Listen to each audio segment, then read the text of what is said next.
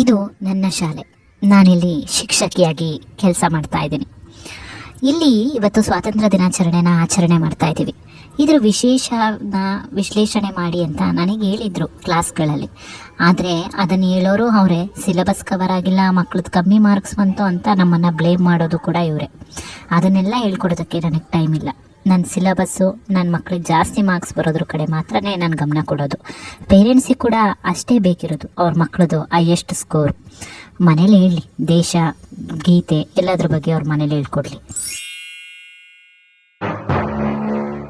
ಅಮ್ಮ, ಸ್ವಾತಂತ್ರ್ಯ ದಿನಾಚರಣೆ ಅಂದ್ರೇನು? ಅವತ್ತು ಗವರ್ಮೆಂಟ್ ಹಾಲಿಡೇ.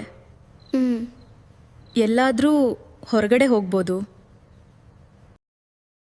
ಆದರೆ ಅಮ್ಮ ಮ್ಯಾಮ್ ಸ್ಕೂಲಿಂದ ಬನ್ನಿ ಅಂತಿದ್ದಾರೆ. ಓ ಅದಾ, ಏನಿಲ್ಲ, ಫ್ಲಾಗ್ ಹಾಸ್ಟಿಂಗ್ ಮಾಡಿ ಸ್ವೀಟ್ ಕೊಟ್ಟು ಕಳಿಸ್ತಾರಷ್ಟೇ. ಫ್ಲಾಗ್ ಹಾಸ್ಟಿಂಗ? ಸ್ವೀಟಾ? ಏನು ಕೊಡ್ತಾರೆ?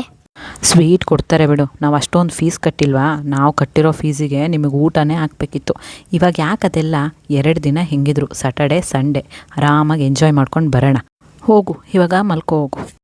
ನಾವು ಅಷ್ಟೊಂದು ಫೀಸ್ ಕಟ್ಟಿರೋದಕ್ಕೆ ಸ್ವೀಟ್ ಕೊಡ್ತಿದ್ದಾರಾ? ಇದೇನು ಫೀಸ್ ಹ್ಯಾಪಿ ಬರ್ಡೇನಾ? ಹುಟ್ಟುತ್ತಿದ್ದಂಗೆ ಇದು ಅಪ್ಪ ಇದು ಅಮ್ಮ ಅಂತ ಹೇಳ್ಕೊಳ್ಳೋ ನೀವು ನಮ್ಮ ರಾಷ್ಟ್ರೀಯ ಗೀತೆಗೆ ಗೌರವ ಕೊಡಬೇಕು ಅಂತ ಯಾಕೆ ಹೇಳ್ಕೊಡಲ್ಲ?